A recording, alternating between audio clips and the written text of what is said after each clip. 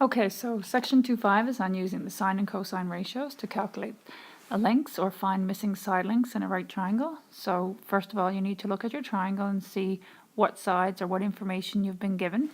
So label the sides as your hypotenuse, opposite, adjacent, side which is which, and then determine based on the information that you have which trig ratio would be best to use. Write that trig ratio and solve it to find the missing side.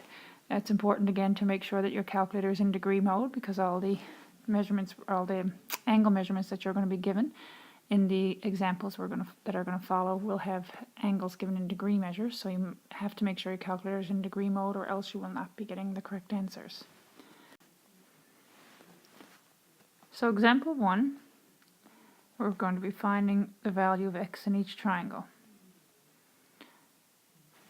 In the first example, the angle we're given is the 36-degree angle, and x is what we're looking for, and that is the opposite side to angle 36 degrees, and the side labeled 18 is across from the right angle, so that's the hypotenuse. So if we look at our trig ratios, the SOHCAHTOA, based on the information we have, that angle that we're given is linked to the opposite and the hypotenuse, so that means we would be using the sine ratio.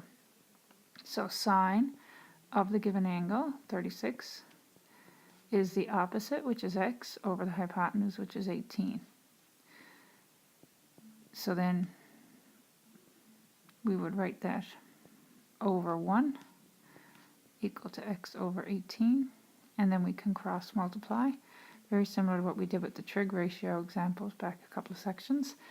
You're just basically, anytime you have a fraction equal to a fraction, you can cross multiply and end up with a resulting equation that is also true. If you don't like cross multiplying, you could isolate the x variable by multiplying both sides by 18, but in either case you will end up with x equals 18 times the sine of 36. If we put that into our calculator, making sure that if to know how your calculator works, you either have to put 36 degrees in first and then hit the sine button, or sine and then hit 36. And if your calculator does operate the way that you read it, sine of 36, it's a good idea to put brackets around it, around your angle, so that you're not, especially if you're going to put the sine part in first and then multiply by 18 after, because it may end up taking the sine of, if you don't put the brackets around the angle, you may end up having sine of 36 times 18 degrees instead of sine of 36 degrees times then 18. And if you do it properly, you should get the answer of 10.58, so on. So if we round that off to one decimal place, that would be approximately 10.6. Example B, looking at the angle of 57 degrees, the side that we are given is opposite, and the side that we're looking for is considered adjacent. So if we look at our trig ratios and the SOHCAHTOA acronym, the one that has opposite and adjacent would be the tan. So we would be setting up tan of 57 degrees is opposite, which is 4.3, over adjacent, which is x. And then if you put that over 1 and cross multiply, we will get x tan 57 degrees equals 4.3. And then to get x by itself here, we could divide both sides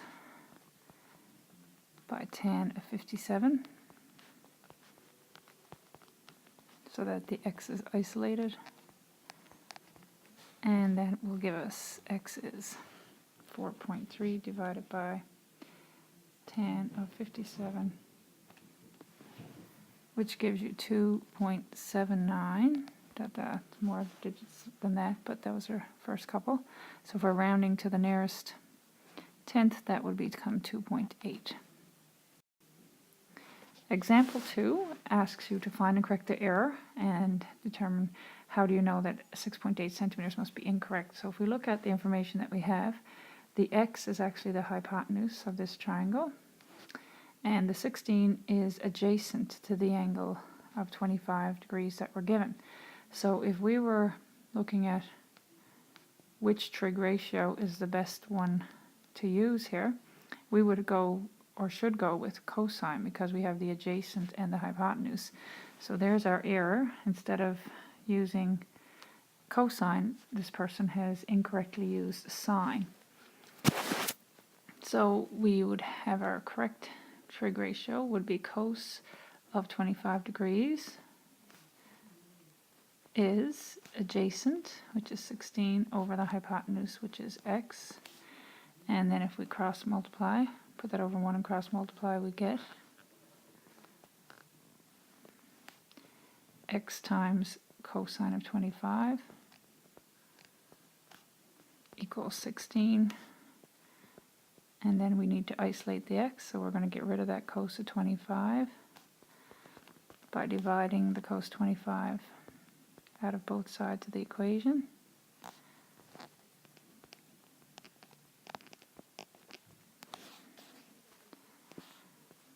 And that gives you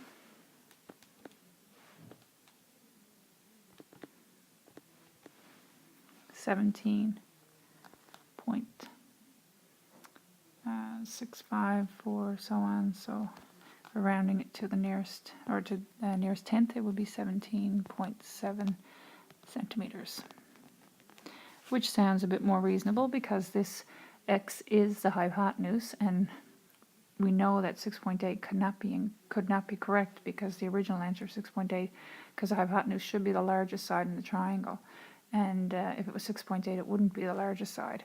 So this one answer using the cosine ratio is more reasonable and seems to match the information that we're given, because that would be larger than 16 then. Okay, example 3.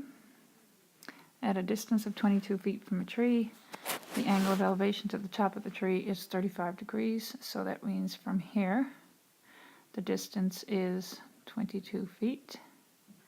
And from that point, you measure your angle of elevations. And the angle of elevation is measured up from the horizontal. So that would mean that this would be 35 degrees. And looking at the information that we have in reference to that angle that we're given, this side would be considered the adjacent side, and the x side labeled x would be considered the hypotenuse, because this would be a right triangle. That would be a vertical line and horizontal line would meet at a right angle. So using our trig ratios, if we have the adjacent and the hypotenuse, we would be working with cosine. So cosine of 35 degrees is adjacent, which is 22, over hypotenuse. And then we put that over 1 and cross multiply, or multiply both sides by x if you want to get rid of the fraction. Either way, you're going to get x cos 35 degrees equals 22. And then you want to isolate the x, so you're going to divide both sides of your equation by the cos 35 that's being multiplied by the x. And then that gives you x by itself, and 22 divided by the cosine of 35 degrees is 18.02, approximately 18.02, and so on. So x is approximately, to the nearest foot, would be 18 feet. Alright, our next example talks about a pilot starts his takeoff and climbs steadily at an angle of 13 degrees. Determine the horizontal distance the plane has traveled when it has climbed 5.6 kilometers along its flight path, and then express your answer to the nearest tenth. So if we draw a diagram to represent that information, you have pilot starts his takeoff and climbs steadily at an angle of 13 degrees, so that means angle to the ground would be 13 degrees. And it says that determine the horizontal distance, so this would be the horizontal distance that the plane has traveled when it has climbed 5.6. So this is 5.6 here, altitude of 5.6 kilometers. Then we would be looking at relating the opposite to 13 degrees and the adjacent to the 13 degree angle. So that would be, in terms of our trig ratios, opposite and adjacent would go with tan. So tan of 13 degrees is opposite over adjacent. And then we would have, put this over 1, and we can cross multiply here, and we would have x tan 13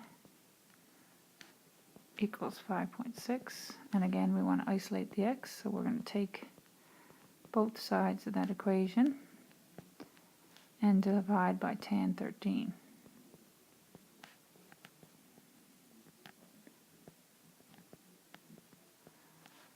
And that will give us, these are going to cancel, and 5.6 divided by tan of 13 is going to give you 24, approximately 24.256, and so on. So that works out to be approximately, to the nearest tenth of a kilometer will be 1 decimal place, so that would be 24.3 kilometers. Okay, example 5. Guy wires are attached to an antenna 12.5 meters high. If the wire makes an angle of 56 degrees with the ground, how long is the wire? So if we draw a picture to go with that, we'd have an antenna that's 12.5 meters high, or at least where the guy wire is attached is 12.5 meters high, and that guy wire is attached to the ground. So there would be a right angle there. And it says the wire makes an angle of 56 degrees with the ground. Well, here's the wire, and here's the ground. So that means the 56 degrees would be in here. And it asks you how long is the wire.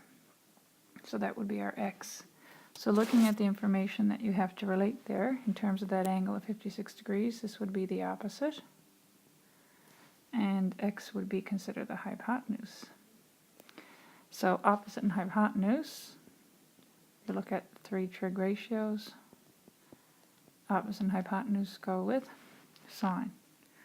So sine of 56 degrees equals, opposite is 12.5 over hypotenuse is x. So when we cross multiply now,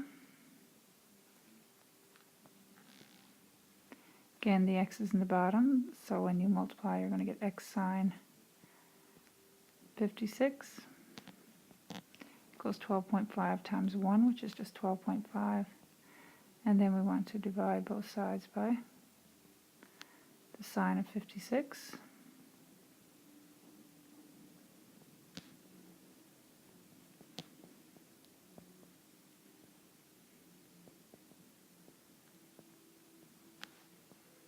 So x would equal 12.5 divided by sine 56, which is 15.077, so on. So if you're rounding that to the nearest tenth of a meter, we would have 15.1 meters.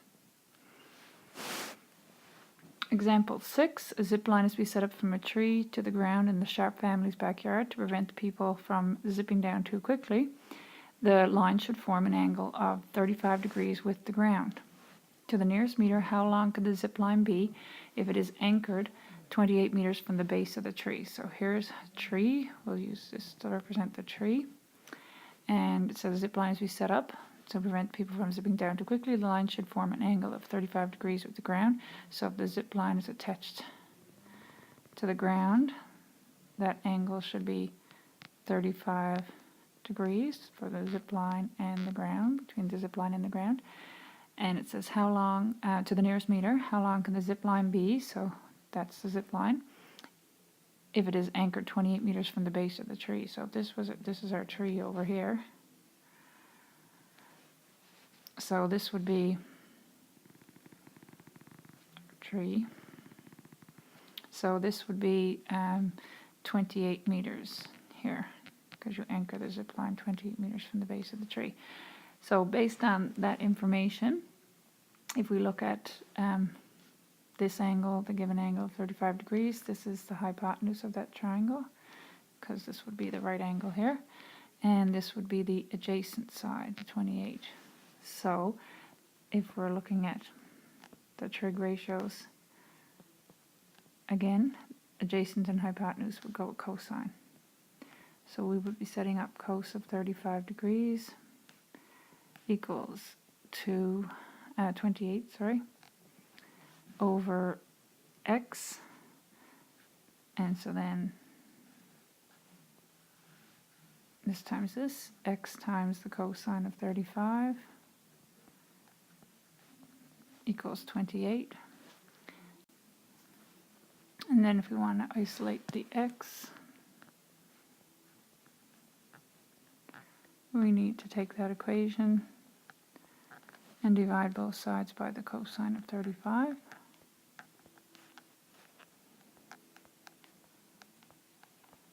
And the cos of 35 cancel on the left side, leaving you with x equals 28 divided by cos 35, which is going to give us an answer of 34.18, so on. And we're asked to round that to the nearest meter, was it? To the nearest meter, so that would be, x would be approximately 34 meters. Okay, so there's some more questions you can try on pages 101, 102 of the text for you to try to see if you understand the questions, types of questions in this section.